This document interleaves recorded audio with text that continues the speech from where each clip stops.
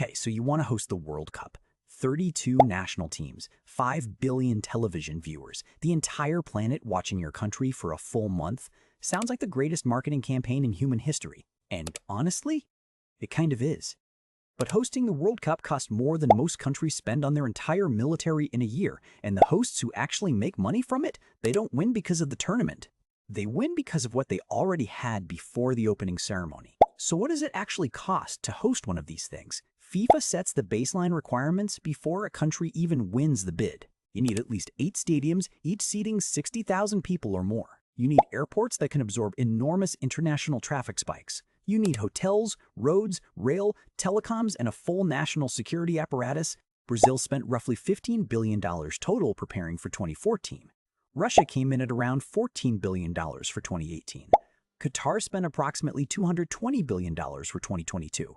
Yes, $220 billion for 2022. For context, that is roughly the entire GDP of New Zealand, spent on 64 football matches. To be fair to Qatar, they were starting from almost nothing. They built 8 brand new stadiums from scratch in the desert. They constructed an entire new city called Lusail. They installed a national metro system that simply didn't exist before. They even air-conditioned outdoor stadiums in 40-degree heat. 40-degree heat. In open air. With air conditioning, most countries don't come close to that level of build-out. The United States, hosting in 2026 alongside Canada and Mexico, expects to spend around $11 billion in total. But $11 billion is still $11 billion. And that money comes out of government budgets, which means taxpayers. And that's before the overruns even start. Okay, so how does a host country actually make money from this? Here's the first thing you need to understand. FIFA keeps almost all of the commercial revenue, the broadcast rights, the global sponsorships, the merchandise licensing.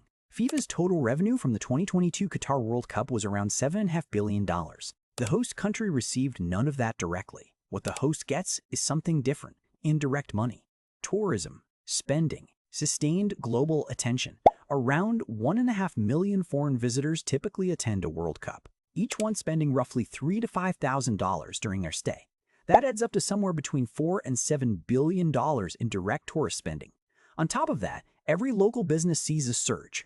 Hotels, restaurants, transport companies, retail, all running at capacity for a month straight. Then there's the broadcast exposure. Billions of dollars in effectively free advertising for your country as a destination, and the downstream trade and investment interest that follows the global spotlight. Germany hosted in 2006 and credited the tournament with fundamentally changing how the world saw them. They called it the summer fairy tale. Tourism to Germany climbed noticeably in the years that followed. South Korea and Japan co-hosted in 2002 and both saw lasting boosts to their international brand and inbound tourism. South Africa in 2010 became the first African nation to host. The tournament put South Africa on the global tourism map in a way that no advertising campaign could have bought at any price. So here is the actual revenue model in plain terms. You spend big to build the infrastructure. Then you capture the economic activity that flows around the event, not the event revenue itself. Think of it like hosting a massive stadium concert in your city. The artist keeps the ticket money, but every hotel, restaurant, and taxi driver in a 10-mile radius has their single best month of the entire year. And what's the stuff nobody actually warns you about? The white elephant problem.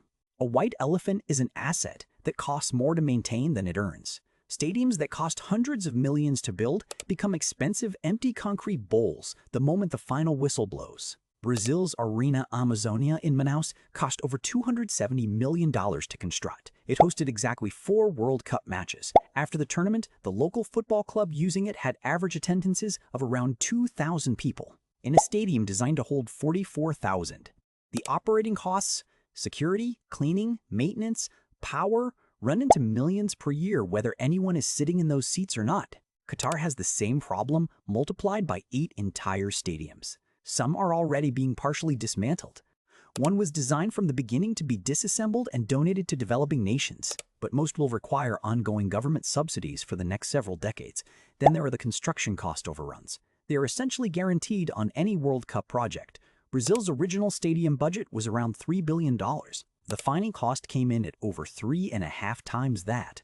Russia budgeted $10 billion for 2018 infrastructure.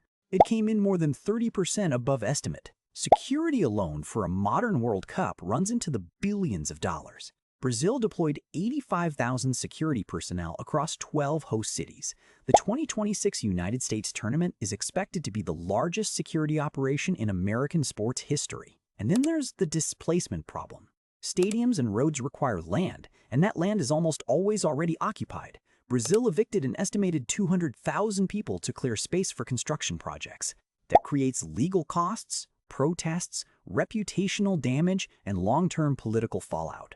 None of those numbers appear in the official budget line. So who's actually done this well? Germany 2006 is the gold standard for modern World Cup hosting economics. They spent around $4.3 billion total, modest by current standards. They lean heavily on existing infrastructure rather than building new venues from scratch. 12 existing stadiums were upgraded instead of 12 new ones being constructed. Direct tourist revenue during the tournament hit around $2 billion. And the long-run trade and brand benefit was estimated by the German government at tens of billions over the following decade. Germany came as close to a genuine financial win as any host in modern history. France 1998 is another widely cited example of getting it right. The Stade de France cost around $400 million to build. It became the permanent home of both the national football and rugby teams. It still hosts major events nearly 30 years later. That is how you amortize a stadium cost over a real useful life, instead of writing it off as a one-time event expense. South Africa 2010 spent $3 to $4 billion on preparation. Tourism the following year jumped by over 15%. The country attracted roughly $11 billion in foreign investment in the 2 years after the tournament. South Africa's own economists credited the World Cup with materially accelerating the country's international trade and business relationships. The United States is arguably the most commercially interesting host in recent history. The 2026 tournament will use 16 existing NFL and MLS stadiums. Almost no new construction required. The country already has the hotels, airports, highways, and transit infrastructure. FIFA projects the 2026 tournament will generate over $11 billion in economic activity across the 3 host countries, and the U.S. tourism industry, already the largest and most developed on Earth, is positioned to capture an outsized share of that number. So how do people lose their shirt on this? The trap is building infrastructure you don't actually need for a future that never arrives. Brazil is the clearest modern example of how badly this can go.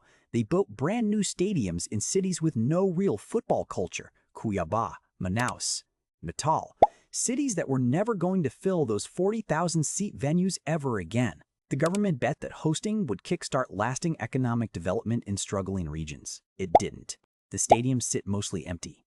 The debt sits fully present. The Economist estimated Brazil's net economic loss from the 2014 World Cup at over $3 billion. The failure pattern is almost always the same. A country overbids to win the hosting rights, overpromises to its own government and public to justify the expense, then overbuilds in locations that simply cannot support those venues after the final whistle blows. Qatar spent $220 billion to stage 64 matches. That is roughly $3.4 billion per game. Even with unlimited sovereign oil wealth, that is an extraordinary figure for a country of 3 million people. Qatar's calculation was never really about football economics or tourism receipts. It was a geopolitical play, buying global legitimacy, visibility, and soft power on the world stage. And by that specific measure, it arguably worked. They are a household name on every continent now. But the stadiums will cost them for the next 30 years. Okay, so what can a host country realistically walk away with? Let's run the math on 2 scenarios. Scenario 1. You're a developing country building from limited existing infrastructure. You construct new stadiums and transport networks to FIFA specifications. Total spend: $8 to $15 billion. Direct tourist spending during the tournament: $4 to $6 billion. Ongoing stadium operating costs over 30 years: $1 to $3 billion total. Net result, before trade effects, -$2 to -$5 billion. If the downstream investment and trade effects materialize, as they did in South Africa, you might break even over a decade. If they don't, as in Brazil, you are left holding a very expensive set of concrete bowls. Scenario 2. You're a developed country with existing infrastructure already in place. Germany, France, the United States. You spend $3 to $5 billion on upgrades, logistics, and security. Tourist revenue during the tournament month: $5 to $8 billion. Downstream tourism growth over the following 3 years: $2 to $4 billion more. Post-tournament stadium costs, manageable because the venues already have year-round tenants. Net result, genuinely positive, potentially by several $billions before you count the brand and soft power value at all. The 2026 US tournament alone is projected to generate around $5 billion in direct economic output for the United States. With essentially no new construction spend, the profit math is more favorable than any World Cup in modern history. Here is the honest answer about what hosting the World Cup actually is. It is not a tourism business in the conventional sense. It is not a stadium business. It is a brand and geopolitical platform with a very large tourism side effect attached. The countries that treat it as a construction project almost always lose. The countries that treat it as a platform for something they were already building, they win. Germany didn't profit from the World Cup because they hosted it. They profited because they were already a world-class destination, and the World Cup reminded 5 billion people of that fact at exactly the same moment. The ball is round. The math is not.